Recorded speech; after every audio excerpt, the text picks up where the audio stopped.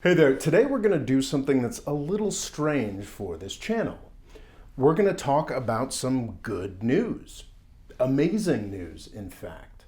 I had been holding off talking about what's happening in Libya for a couple months now because at first I just didn't buy it. I thought the peace process in Libya was guaranteed to fail.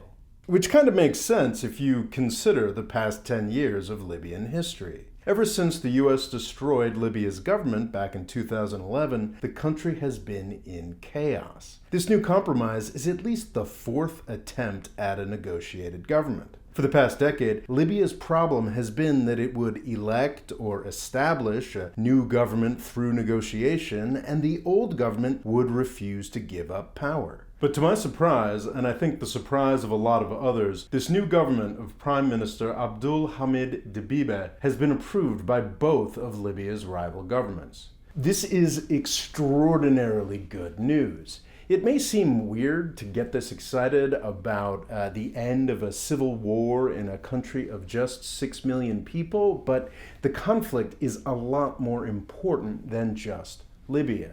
To illustrate this, it might make sense to go through just how many things have been destroyed worldwide by this conflict. First off, NATO's abuse of a UN resolution, which had expressly forbidden Libyan regime change, alienated Russia and China so much that the UN Security Council has been pretty useless for solving conflict for a full 10 years now. Second, though Syria often gets more blame, the destruction of Libya was key to the refugee flows that destabilized the EU in 2014 and 2015 and led to the loss of one of its richest countries with Brexit in 2016. Third, the war in Libya has acted as a firewall against Arab democracy. Libya's neighbor Tunisia has heroically maintained a fully functioning constitutional representative democracy for a decade now. But the Tunisian people haven't gotten any economic benefit from it because the Libyan petrostate they used to rely on economically has been in chaos for that whole decade of democracy. And fourth, Libyan chaos has artificially inflated oil prices worldwide, drawing out the agony of petrostates everywhere and delaying our transition away from fossil fuels.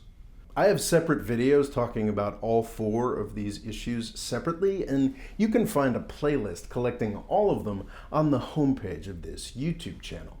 If we really are getting to a real peace in Libya, then all of these issues are going to improve, and we might even see some of them get sort of solved entirely. But before I can talk about that, I think it's important to dive in on another one of the problems caused by the war in Libya that I've so far shamefully neglected.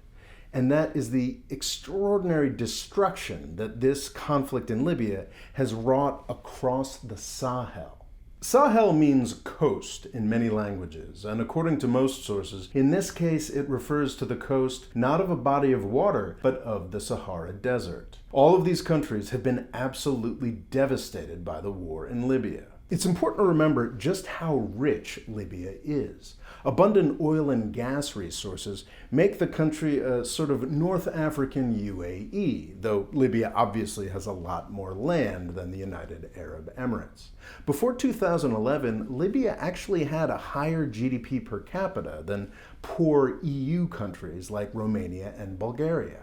Muammar Gaddafi, the guy who ran Libya between 1969 and 2011, was a crazy person. But in his own very weird way, he was committed to African freedom and unity. Even if, say, 80% of his African diplomacy was about self-promotion, he had so much money to play with that the other 20% had a tremendous positive impact. As one example, he was one of the main funders of the founding of the African Union. Because Libya had so much spare money, it became central to the economies of not just Tunisia, but all of the countries of the Sahel as well. Money sent home from migrant work in Libya was a big part of the economy of all Sahel countries. Less positively, Gaddafi also relied on soldiers from the Sahel to shore up his own power in Libya, creating groups of well-paid and well-armed actors.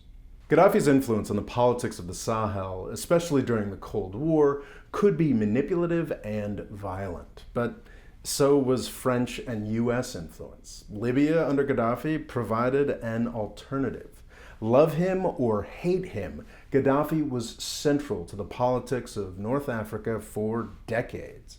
Unfortunately, NATO really hated him, so even though he had spent a decade trying to come back in from the cold, in 2011 we destroyed his government and then we laughed as he was murdered in the streets. By the way, I know I have mentioned this before, but the Obama administration's excuse that we did this to save the city of Benghazi rings especially hollow because the city of Benghazi actually ended up being destroyed by a bombing campaign and 3-year-long siege between 2014 and 2017. It doesn't really make things better that it was carried out by a former CIA operative named Khalifa Haftar rather than Gaddafi.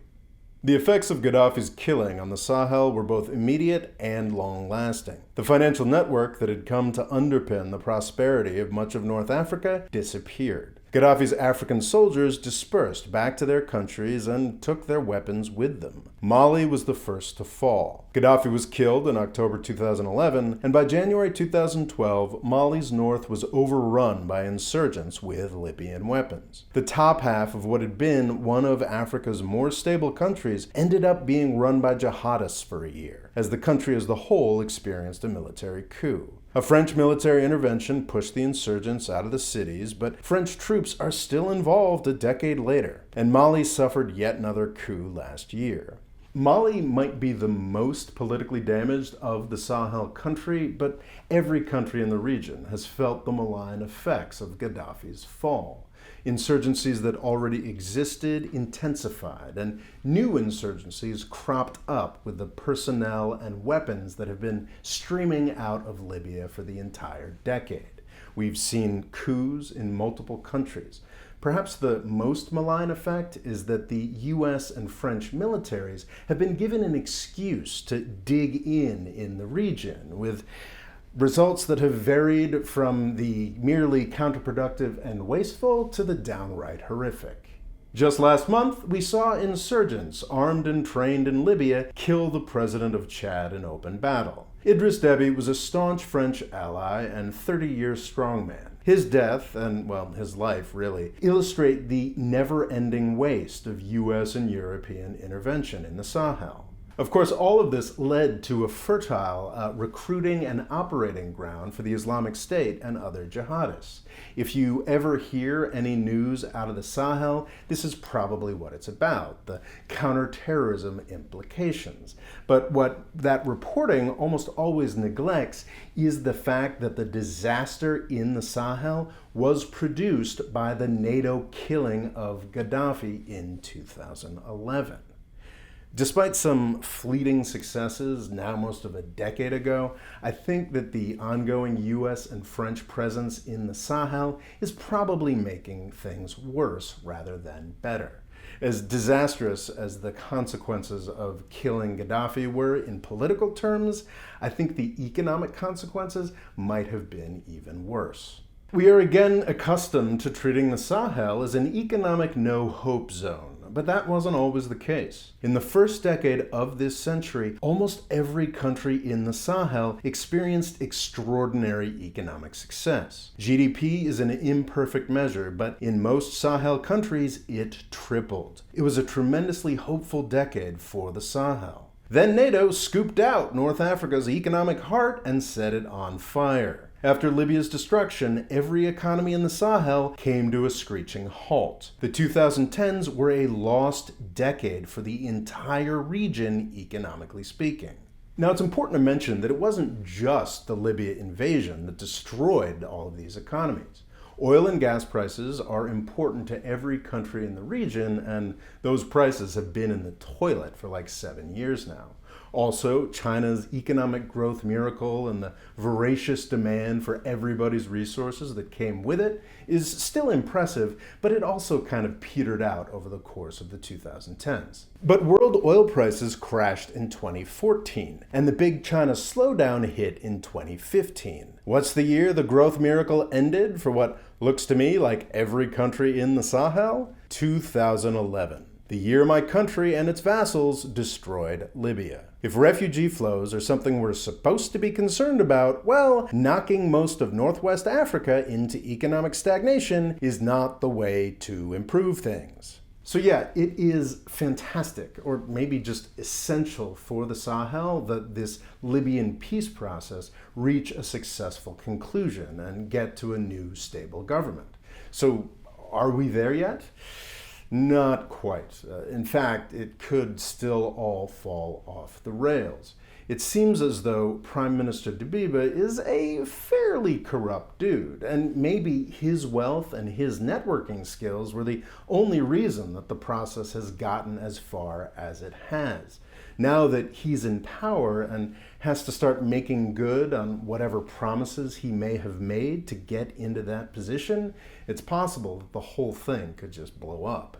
A ton depends on the election, now scheduled for December 24th of this year. It needs to happen, and serious planning for it needed to start yesterday. Keep in mind that even if they have acknowledged the new government, the country is still physically controlled by a patchwork of militias. That militia patchwork is also supported by a bewildering mix of foreign mercenaries and a sprinkling of foreign military advisors as well. The sequencing of the withdrawal of these foreign forces is another complex problem. And let's not forget, failed strongman Khalifa Haftar is still floating around in the east, just waiting for yet another opportunity to fuck everything up. There is a lot that can go wrong. The world should absolutely be paying more attention to this process and should be doing absolutely everything in its power to help Libya knit itself back together. But I don't want to make another argument from shame. To close, let's speak selfishly and talk about what the world can get out of a reunited Libya.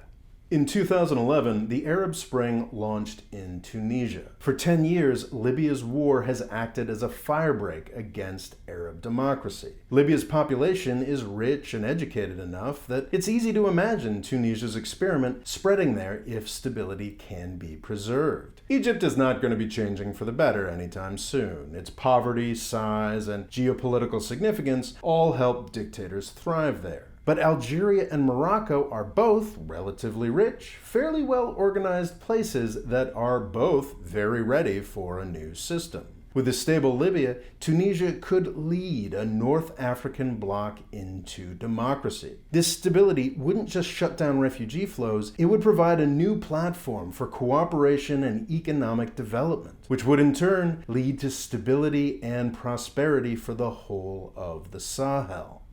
This isn't some fantasy world I'm talking about here. We know it's possible for most countries in the Sahel to triple their GDPs in just a decade. We know this because we saw it between 2000 and 2011. It's possible that all of Northwest Africa could become a resource for the world's diplomats and business people again, instead of just a profit center for the French and US militaries. This isn't just possible, it's the most likely result if Libya manages to reunify. I haven't been this excited about something in the Arab world for quite some time. Thanks for watching, please subscribe, and I'd be grateful if you'd sign up for my email list. I'm getting out more content that way recently, and if you sign up, you also get a free PDF essay. Thanks.